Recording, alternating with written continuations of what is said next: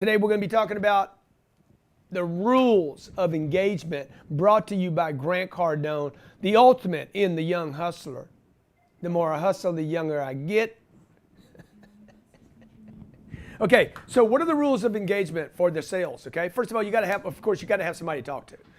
Number one, most senior thing in the sales game is I must have a pipeline. I got to have somebody to talk to. Okay. Once I get them in that pipeline, I got to know I can sell anyone, okay? I'm giving you the belief system necessary now. You have to know that you can sell them. Anytime I approach a customer or a prospect, I have to know sellable, has money, if not doesn't have money, I can get them money. If they don't have a need, I need to create a need. If they have a need, I need to itch it. Okay, if they got a problem, I need to solve it. I need to close the deal. I need to get the funding. I need to wrap a deal up. You need to know that every person that you talk to, spend time with, present to, spend a moment with can be sold. Believe you can sell them. Johnny the camera guy, he does video. Francisco does video. He's got to know that 8 billion people on planet Earth need video. They need a photo. Who doesn't want a photo? What group doesn't need a speaker? Okay? What company doesn't need an improvement in their sales game, right? So you got to know, you got to believe. First, I got to have a pipeline. Second, I got to believe that I can sell them. Number 3, number 1 rule in selling. Once you have engagement, the rules of engagement go like this. No matter what the prospect or customer says, potential prospect, agree with them. No matter how distasteful, how disdainful, how untrue, you should just go ahead and say, you're right. I agree with you. You are right. By the way, you're not telling me anything I didn't know already. See what I did? What I'm doing is basically moving into, this is an old Eastern philosophy, right? I can push against you or I can pull your hand. You come at me, all I got to do is pull you, man. I teach my kids this. Look, man, when somebody comes at you, just pull them. Don't push them, right? Hey, Grant, your price is too high. I agree with you. You're right. I knew that before you did, okay? I had a guy in here yesterday pitching me on billboards. I'm buying 26 billboards around Miami to present our 10X Growth Conference. We're going to bury this city in 10X promotion. I said, dude, what's the number? Dude, what's the number? Well, it depends. Hey, man, what's the number, bro? I got a group in here doing a presentation for me to stage the video and the audio. I had to ask her 6 times, what is the number? How can I pay attention to your presentation when my whole time all I'm thinking about is how much is the watch, how much is the boat, how much is the vacation, how much is your... Present a proposal, man, and do it with confidence.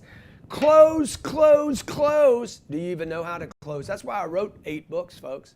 Teach you how to present, teach you how to negotiate, teach you how to close. And the last rule of engagement, the magic, the secret potion, the holy grail of all of sales, follow up.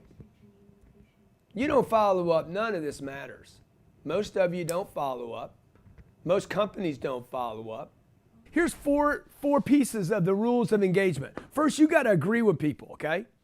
I mean, once you got somebody to talk to, you got to agree with them. You're right, okay? Y'all need to practice this. You need to role play it. One of the things we do at our boot camp is we role play all the situations. Hey, your price is too high. I agree with you. You're right, the price is too high. I know the price is too high. I know $5 million or 50 grand or 5,000 is too much. I know 500 is too much money. Let me tell you what you get for it. Okay. By the way, when you say it's too much money, you say that because you don't have it? I'm moving into the close now. You're saying that because you don't have the 500, you can't afford the 500, or you don't think it's going to work for you. Which one of the 3? Well, I don't have the 500. Good. Your job now as a salesperson is to get the man his money. That means you got to get credit cards, Visa, MasterCard, American Express. Take responsibility for the rules of engagement. Agree and close. Okay, if you guys don't have the Closed Survival Guide, the Closed Survival Guide says you must become more than a salesperson. When it comes to the close, your job is to get the money. Okay?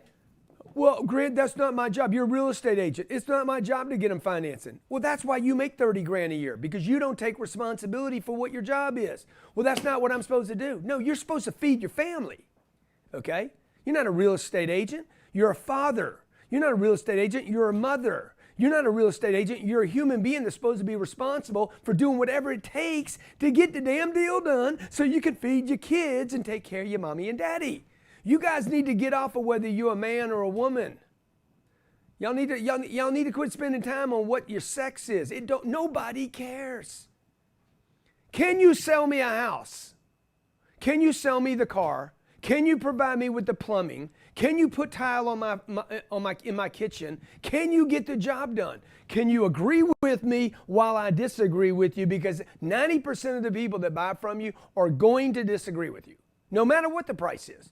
$1, $5, $10. My little flag, they were on our website for $34.95. For one. I said, guys, that's stupid. Okay? Okay? Make them $19 for 10, and people will buy them. Okay? People want the 10X flag, but nobody's going to pay $34 for this. That's just ridiculous, right? You'd probably pay $34 for this, but I can't even produce this for $34. Oh, by the way, we paid $6.50 for this. Somebody sold this to one of my IGMOs in the room for $6.50. By the way, I call people I love IGMOs. I know I'm a pig, man. Okay? I'm not your teacher in school. Okay? I'm not your priest.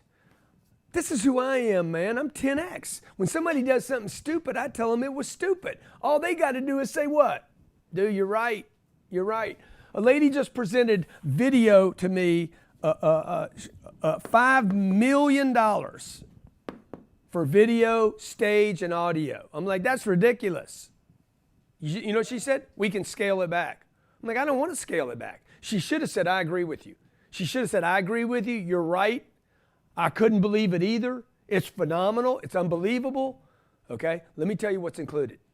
Okay? Let me tell you what's included, Grant. Okay, I'll fix it. I'll make it right. I'll make it work. Money will never be a reason you don't do business with us. Right? You guys need those lines to keep you in a deal. Right? So notice what I'm doing. I'm agreeing without saying, let's just take something out. Because once she pitches me on all the good stuff, I don't want to take it out. Like, no, dude, all I want now, I see what they're going to do is say, I want everything and I want it dropped. Now you boxed yourself in and you can't get out. Now she can't deliver to me because I want everything, but she can't deliver at $5 million or 3 or 4. Another mistake she could make right here is, well, Grant, what would you pay for that? That would be a huge mistake because I'm basically going to block her out now and make an offer where I lose face, where I will lose face to buy the deal. By the way, more deals are lost over face. Do y'all know what that means? No. I lose face. I told you I was going to do something I didn't, and then you tell me, man, you didn't do what you said you were going to do, and I lose face. Now I lose face, okay? Or I can't show you my face. Like the Japanese hate losing face. The Japanese, they don't want confrontation. Chinese people they don't mind the confrontation. An Indian has zero problem with confrontation, okay? They want to do the bartering stuff, okay? They don't mind, hey man, I'll give you $3 million for it, not $5 million, or whatever the number is. Okay, take the $1 million out, make this $1,000. Whatever you can live with, $300, $30, $3, it don't matter. They're going to complain about it. You're right. It's crazy. It's ridiculous. It's stupid. It's insane in the membrane. Okay, then you got to present your product. What does it do? What problems does it solve? Then you got to close the deal. Do it. Man, I told you it's too much money. Do it. Okay. I'm complaining about $5 million and I just spent 92. I'm complaining about $5 million and I just got 58 last week. I mean, I'm telling you the real deal right now. So that's what happens with your customer, by the way. And the last thing is, folks, this is for my friend Leo. Leo asked me to do this show today on the rules of sales. Do you guys got to follow up, man? No matter what happens, they buy, they don't buy. Okay, let's talk to somebody. My biggest problem definitely is following up, because every time I follow them up, they're like, call back the next day, and the next day, and the next day, and they just never answer at some point. After a long follow-up, they don't So, dude, this tough is what you answer. do. The rules of engagement. Man, I tell you what I'll do. I'll follow you up again tomorrow. But while I have you on the phone, let me ask you. See, agree and present. Present a solution. Hey, man, call me back tomorrow. I'll be happy to do that. That's awesome. I'll do that.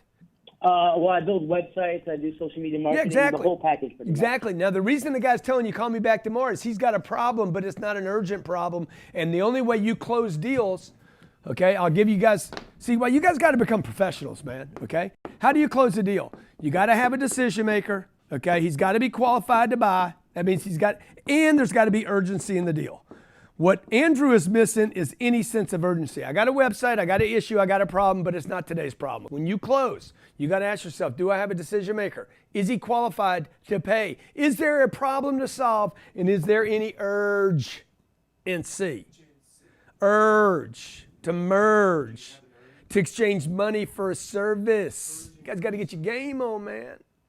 Look, I'm not the uncle that's going to freaking give you sympathy or empathy. I'm not the guy. I'm not the weird uncle that needs to hold you. You guys got so much love. You've been demasculated. You've been demasculated. Okay, men and women both. All right, women are like, oh, I got the glass ceiling on me. Quit talking about it, baby. Bust through. Okay. You know, you guys in the room. I can't push too hard. Ladies, I can't push. They're going to knock it off, man. You're not a man or a woman. You're a spiritual being capable of freaking tremendous expansion, right? So if you were a chihuahua, I mean, imagine the animal kingdom. I'm just a little chihuahua. Yeah, well, damn, man, act like a pit bull. But the truth is, there's chihuahuas out there that are freaking more ferocious than Rottweilers. You know why? Because I don't know that the little chihuahua's got a bite. Okay, I know Dobermans that hide underneath the bed.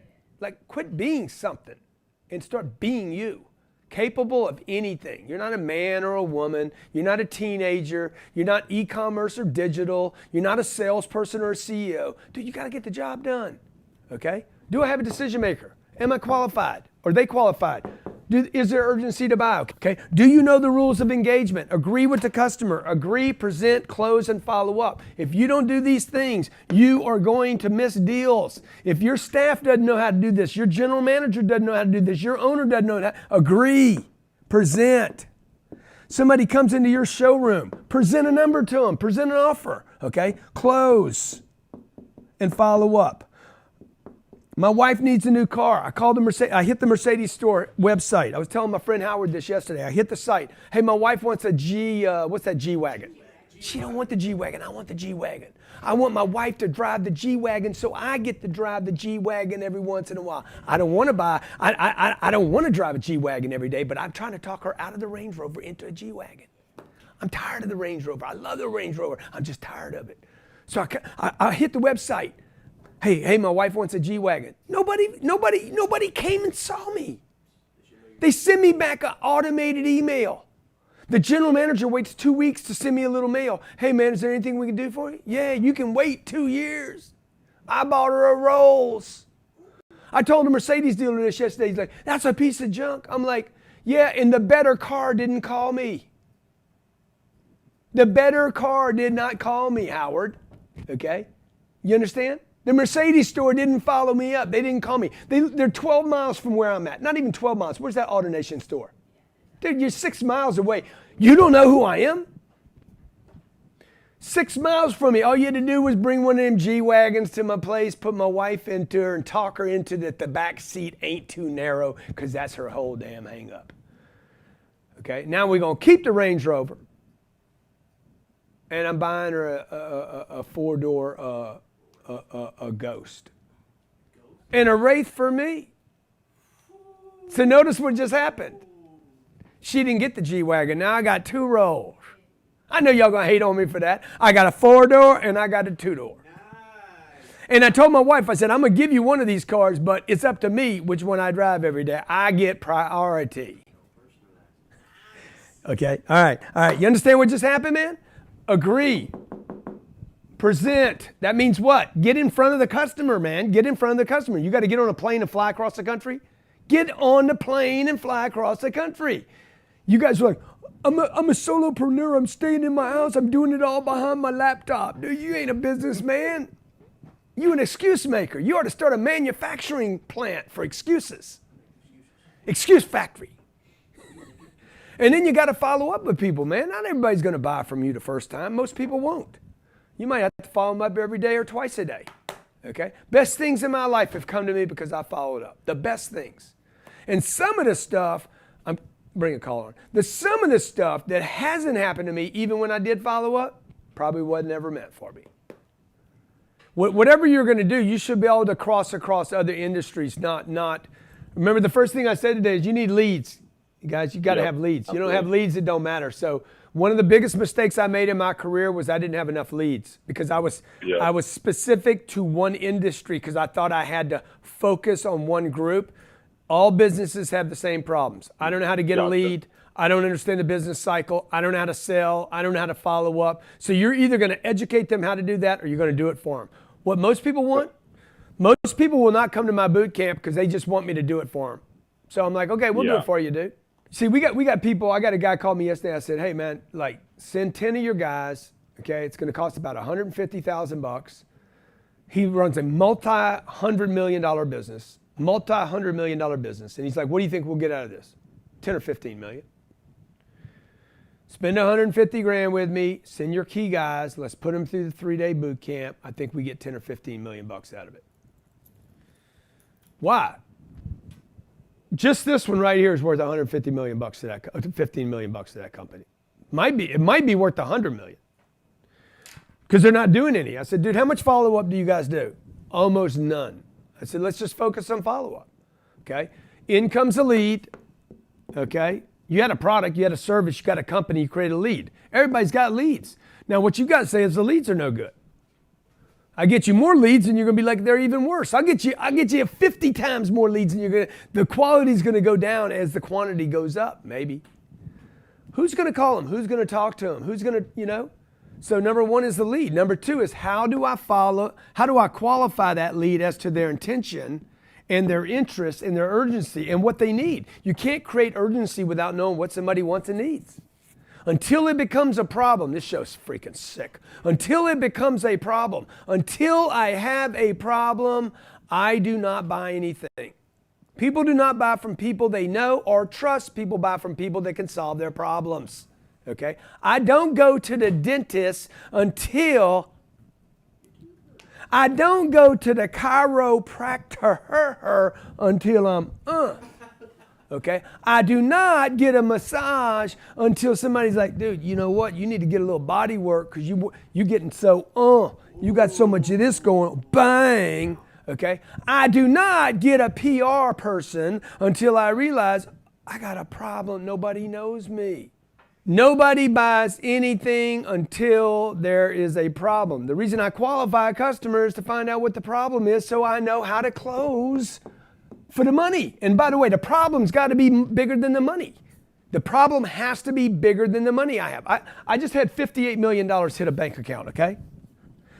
Okay, I have $58 million. I have 6 months to place that money to avoid paying the IRS a penny. Tick tock, tick tock, tick tock. Big problem. I don't want to solve this. I'll buy something for 58 not to pay them. You understand? I have to place that money. The only reason I'm going to place the money is because of the urgency. I will overpay to solve that problem. You get it? Nobody buys anything until a problem is solved. That's why all you guys are doing. I don't like sales. Do you like solving problems? Do you like money? Do you need money?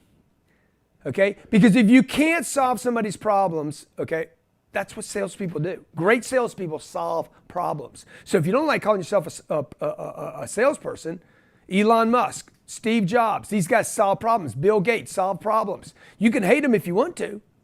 They solve more problems than you do. What do you guys do? You sit around and bitch, complain, okay? Oh my God, he did this, he did that, oh this and that, boo da la la mama.